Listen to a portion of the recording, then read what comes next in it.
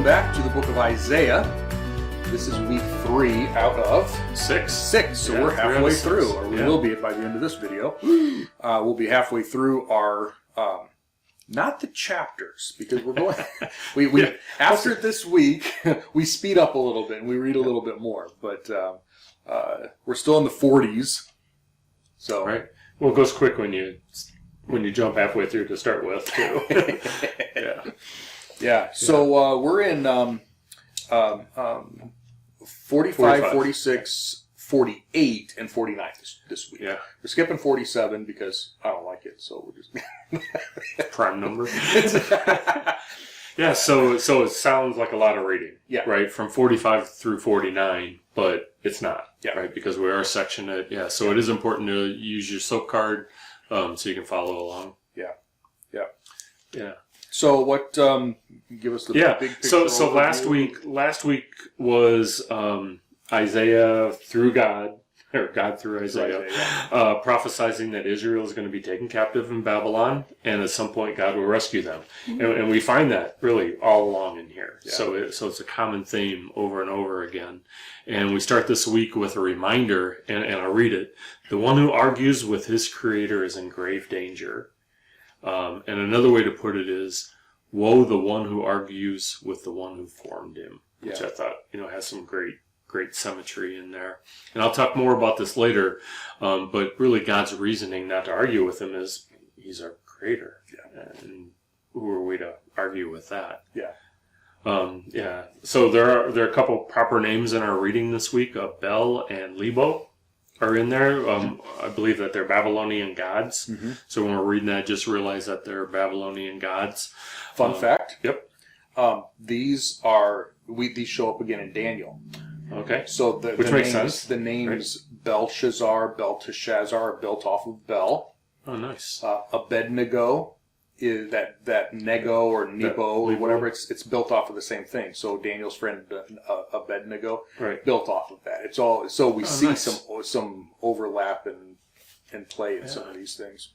When I'm reading this week, I think they make a reference to like a heavy idol, and heavy can be taken a couple ways. Physically heavy, has some weight to it, which usually is wealth. Made out of every material, like gold or whatever. But idols can also be mentally heavy too. Yeah. Taking a lot away. And I thought that was, it's not specifically brought out in the reading, but one of the things that kind of hit me was heaviness can be multiple ways in people. And if, and I would have to look it up because I didn't, but so I this is speculation without further exploration. But the Hebrew word for heavy is also a lot of the same word for glory. So God is glory is weighty, is heaviness, right? Yeah. And so there may be, again, without looking it up, there may be a some play, of that in there too. Because in last week God said, "I will not share my glory with another," referring to these false gods. So, are you giving weightiness to something that doesn't deserve it? Right. Could be part of the thing. Yeah, good. And God again goes into reasons to worship Him this week. Who else accurately predicts what's going to happen? And God let the exile happen because Israel wasn't true to God. Yeah. It wasn't, "Oh God, why did you do this to me?" It's, I sent prophets.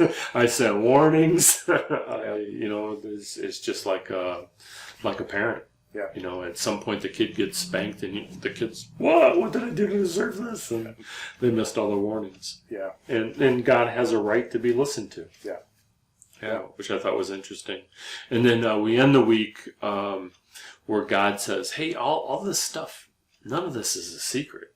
Right? It's all written down. I mean, we have the Bible, and this has been written down for thousands of years. God has made His plans known to everyone. To us, to people who are against Him. Satan, I'm sure, has read the Bible, and then he ends with, Israel will leave Babylon and return home. Yeah. And there's not a thing you can do about it. I know. Isn't that awesome? Isn't that just so cool? I love that. Yeah. So what'd you get out of this? Always a few bullet points in my notes, right? Yeah.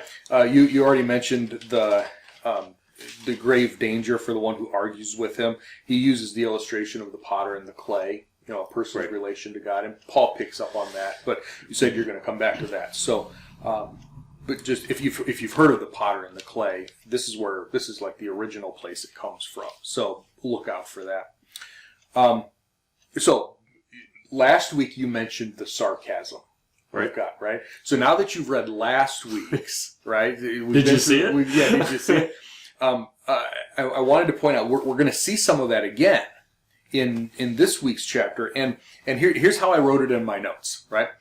If you haven't read this part of Isaiah before, you might be surprised at the attitude that God presents in challenging anyone who tries to argue with him.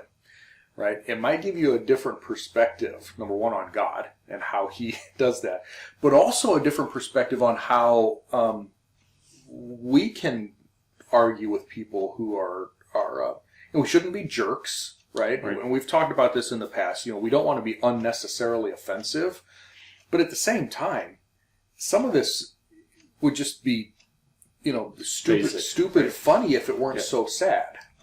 Right? Like you were talking about last week, I'm going to chop down this tree, I'm going to burn some of the wood for fuel, and I'm going to build a god out of the rest of it. It's just it's slapstick almost, except it actually happens. It actually happens, right? And when we translate this over into modern day, we're not chopping down trees and building idols necessarily, but I'm going to invest in whatever. Right? I'm going to spend all my time on this. I'm going to, just instead of focusing on the path, instead of walking the path and walking in the Spirit, we're going to rely on everything else. And they become our gods. The weightiness, we give them too much weight, right? Too much priority. Yeah. So I think there's a lot of relevance here if we step back and we look at it in the big principle way of things and how God does that. He also, as you've already mentioned, he also gives some insight into why he acts the way he acts, why he does what he does. He actually explains himself, which he doesn't need to do, and I think that's really cool. Exactly. But it's good from our standpoint, to be able to hear it. Right. Oh, okay. That makes sense. Yeah. On the one hand, he says, don't argue with me. On the other hand, he says, let me explain to you. I just love that balance. An insightful passage, I guess, is a good way to put it. And so, as you read it, take your time. Reflect on it. Read it carefully. Read it thoughtfully. Don't just blow through it, because God is actually explaining himself, something he doesn't have to do, and something he doesn't really do often. Right. So when he does, maybe we should stop and listen. That's a really good point. Right. And then the other thing, real quick, in chapter 49, I love chapter 49. You've already alluded to this. God's going to bring Israel back, but the description of how he describes how Israel is going to be treated in the future in the kingdom, how he's going to treat them, how the nations are going to treat them, just that they're on the bottom right now, but they're going to be elevated. And I just really love chapter 49 and reading.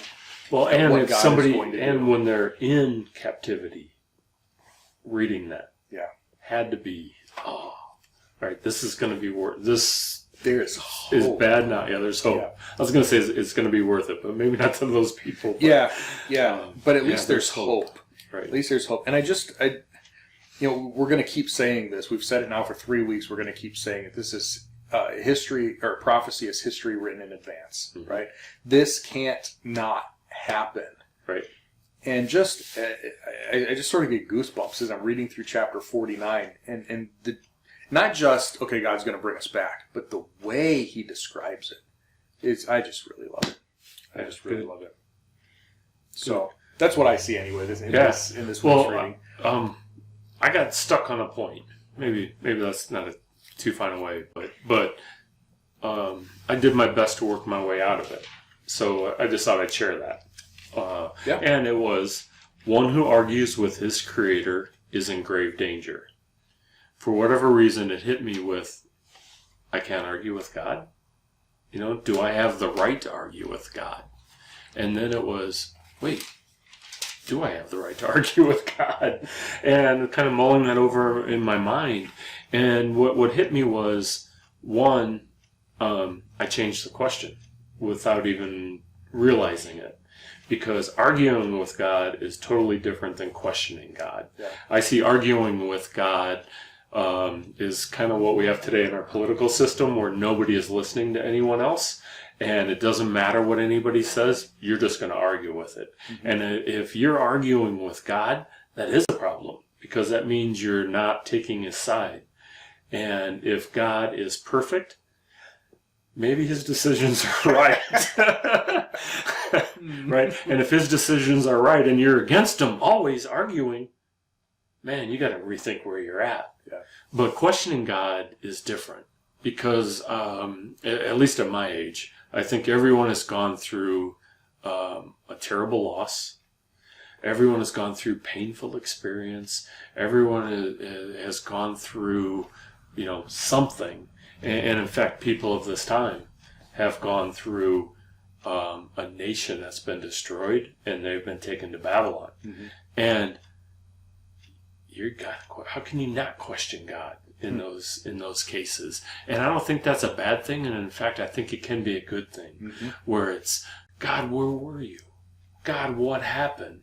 And as you're working through it, using your faith to understand, not that it happened to me, not because it was my turn, not because of karma and something bad I did that catches up for me, but just because of the sinful world that we're in. And that's not God's intent. And it wasn't his intent in the beginning. And reading the Bible story all the way through Eden, we can see how we got here. I don't have to like it. Right. And think how much worse God doesn't like it too. Yeah. So, you can kind of back into it, but each of us has to process it our own way. So I spent half an afternoon on this, just as, one part kind of trying to process it. Yeah. And so it's kind of interesting. But I think it's a great first step when we talk about the path of getting into a tighter relationship and working through these things. Great point. So yeah, it's just something that hit me, and not everything hits us the same way, but maybe it'll hit somebody else that way too. Well, I think the rest of the Bible is full of people questioning God, and he allows it. Yeah. Job, Habakkuk, David, Paul. I think you're man. Yeah. Well, wrestling with God. Who wrestled with God? Jacob. Right? Jacob. Yeah, yeah. Jacob. Physically wrestled. Right? Yeah. It's kind of funny. And that's a whole nother story. Not getting into that. How did God even let him get that far, right? Yeah. Man, that's a great point. Very good. Wow. Good. Well, I think that's a great place to stop. That's a really good point to stop on. So, go ahead and like and subscribe and give your comments. What are you spending half an afternoon wrestling with? And that's okay. As you're wrestling with the scriptures and what God is saying in here, it's okay to wrestle and wonder and reflect. And so handle these passages thoughtfully and carefully as you do. And then share what you're thinking, share what you come across, and then make sure you download your SOAP card if you don't have one of those yet. Pass that along. Share this on social media. The chapter by chapter summaries are available for you as well, and you can read those. And then we'll be back next week. We'll be getting into some more well-known passage next week, I think. And the servant song, the servant concept comes up again, and really looking forward to next week. So, see you then. All right, we'll see everybody then.